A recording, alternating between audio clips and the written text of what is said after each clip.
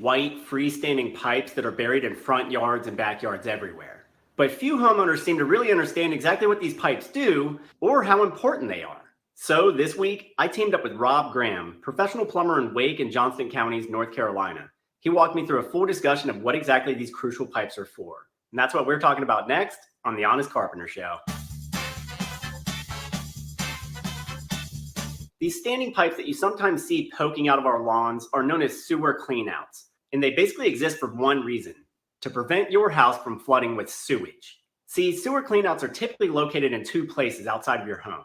One will be within 12 to 18 inches of the foundation wall. The other will be in the easement out by the road. So essentially, they're at either end of what's called your building sewer. The building sewer is the pipe that runs between your house and the sewer main in the street. It's responsible for getting the waste contents of all the other pipes in your house out to the city sewer line. So when you get a problem with this pipe, it will affect your entire house. And the biggest issue with the building sewer pipe is that we can't ever really see it. Much of your home's plumbing can be viewed from somewhere in the house.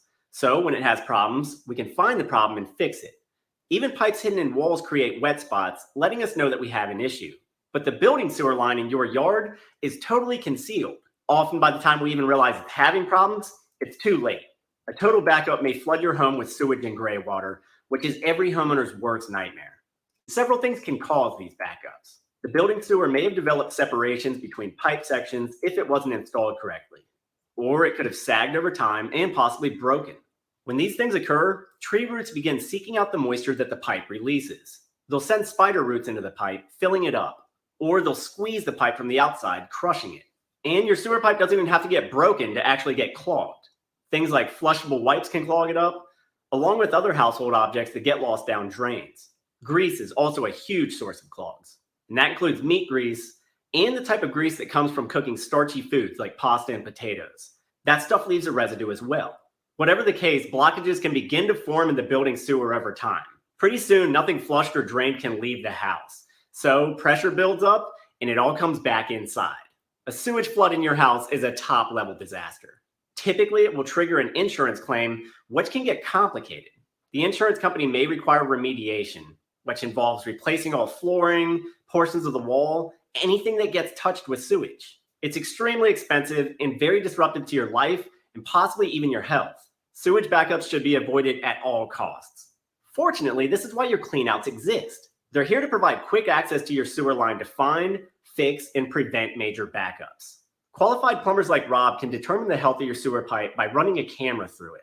By starting at the cleanout near the house, Rob sends a scope towards the roadside cleanout at the street, checking every linear inch for problems. He's looking for major obstructions, breaks in the line, and the overall health of the pipe.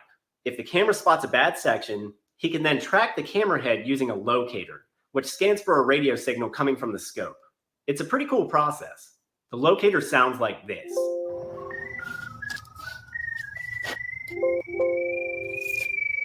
If a problem is found in a spot, plumbers will sometimes then dig out the bad section of the pipe and replace it.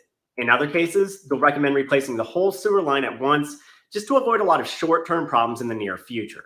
Occasionally, temporary blockages can even be dealt with by snaking the line with a drain machine. This is another thing that is best done at the cleanout, though it can possibly be done through a drain beneath a removed toilet. And Rob is quick to point out that you shouldn't necessarily wait for problems to form to get your line scoped. He recommends scoping at least every 2 years. If you're renting a house to tenants, you might want to scope more frequently because a sewage backup in a rental house can be even more costly to deal with. Also, just as important, if you're looking to buy a house, you might want to insist on having the sewer line scoped. It's not part of a routine home inspection, so again, there's no way to know the sewer's condition on a property unless you have it scoped by a plumber. Scoping will generally cost about $200 to $600, depending on how long your building sewer is and how easy it is to access. It is an investment, but it's one that can easily save you thousands, if not tens of thousands of dollars shortly down the line. When Rob scopes a pipe, he wants to see a full, relatively clean circumference like this sewer in Raleigh. Pipe connections look good, no obvious dips or pooling water, no roots. But on this footage from another property for sale, he found too much sediment buildup in an old cast iron pipe and some pooling water. The client ended up passing on this house for this reason because it was probably going to be a $10,000 to $20,000 replacement in the very near future. And here are some other things Rob points out. Older houses may not have cleanouts because they weren't mandated by code until the late 70s. And some cleanouts may have been buried and hidden over time. It's really not a good idea to bury your cleanout. I know they don't look great, but burying them can lead to further damage or just more extensive costs when a plumber can't actually find it. Also, the roadside cleanout marks the boundary to which most plumbers can work. From that point on, the pipe becomes the sewer lateral, which then leads to the sewer main. If there are problems past the roadside cleanout, a public utility contractor has to be hired to work on it, but they are way more expensive. Typically, the city is responsible for handling this section of pipe. But lately, in some places, the city has been challenging this, trying to force the cost back onto the homeowner. Individual cases can be fought, but it's all the more reason to get your lines scoped out clear to the sewer main in the street, because you could be on the hook for damage to the lateral as well, and that's a big money repair. Anyways, that's a few quick things to know about sewer cleanouts. What did you think? Did this fill in some gaps? Do you have anything to say about them that I didn't mention? Please let me hear about them down in the comments. I want to thank Rob Graham for helping me out with this video. He's a great plumber in the Wake and Johnston County area. I hope to team up with him again. And be sure to reach out to him if you live in these counties and you're in need of plumbing services. As always, thanks for watching. Be sure to check back in for more videos coming out soon.